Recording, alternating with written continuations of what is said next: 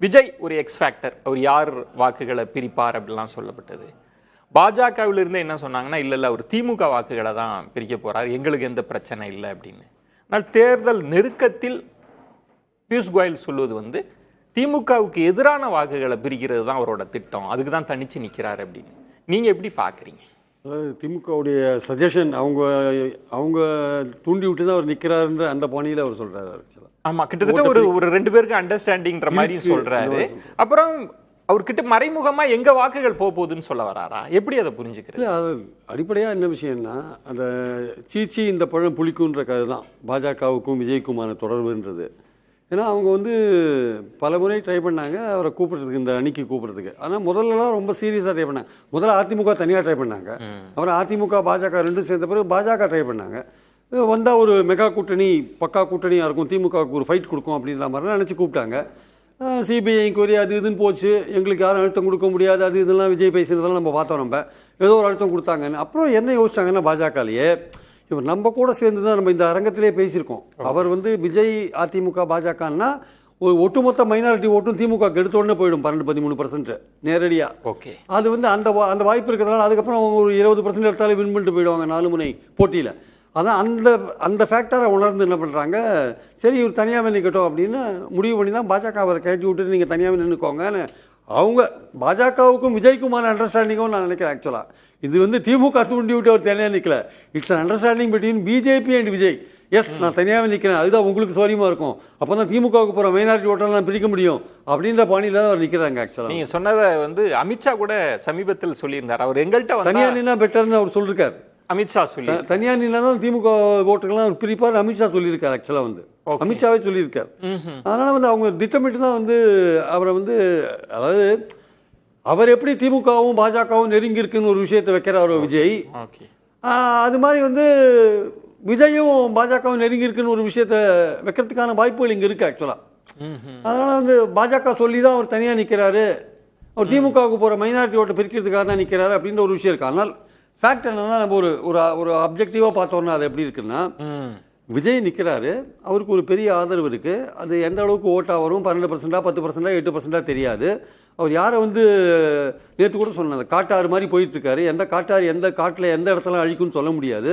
அது திமுகவுக்கும் டேமேஜ் உண்டாக்கும், அதிமுகவுக்கும் டேமேஜ் உண்டாக்கும், நாம் தமிழருக்கும் டேமேஜ் உண்டாக்கும்.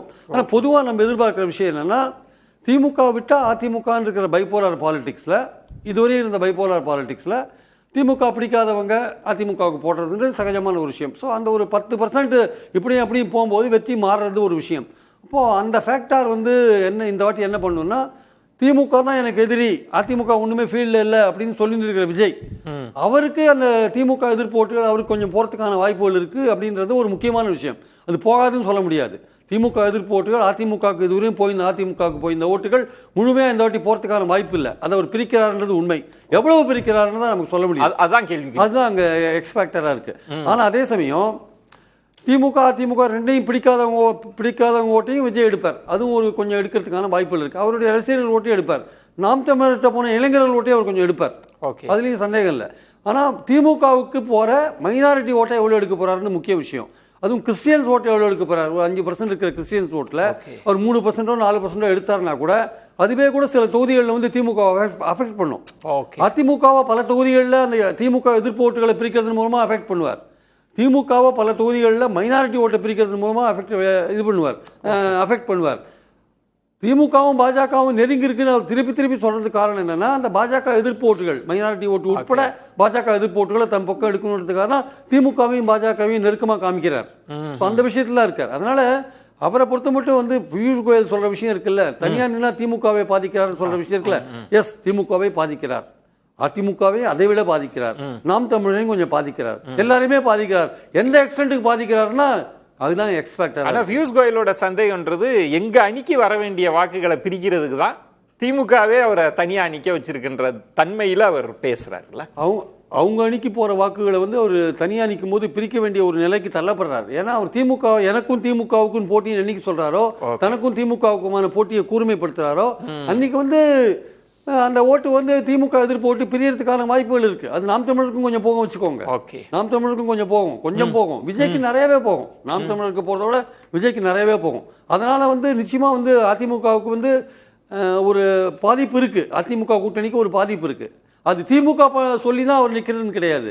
அது இவங்க வந்து அவரை கூப்பிட்டு ஒரு கூட்டணி அமைக்க பார்த்தாங்க. அதுல உள்ள ஆபத்தை உணர்ந்து ஒரு தனியா நின்னாலே திமுகவுக்கு ஆபத்து உண்டாக்குவார்னு தனியா போய் நில்லுப்பான்னு சொல்லிட்டாங்கன்னு ஒரு பேச்சு. உண்மையிலே சொல்லிட்டாங்களா இல்லைன்னு தெரியாது. அதெல்லாம் இப்ப நிக்கிறத பாத்தீங்கன்னா ஒரு திமுக அணியும் டேமேஜ் பண்ற அளவுக்கு தான் அங்க இருக்காரு அவர் ஆக்சுவலா. ஆனா அதை வந்து அந்த ஃபேக்டரை வந்து கண்ணை மூடி மறைச்சிட்டு திமுக காரனை கேட்டா அது அதிமுகவுக்கு தான் பாதிப்புன்னுவாங்க, அதிமுக காரனை கேட்டா திமுகவுக்கு தான் பாதிப்புன்னுவாங்க, நாம் தமிழர் கேட்டா இல்லைங்க எங்களுக்கு ஒண்ணுமே கிடையாது, எங்க கிட்ட இருக்கலாம் கமிட்டட் கேடர், அவங்க 2 பேரும் தான் பாதிப்புன்னு சொல்லுவாங்க. உண்மை என்னன்னா இந்த 3 பேருக்குமே பாதிப்பு இருக்கு.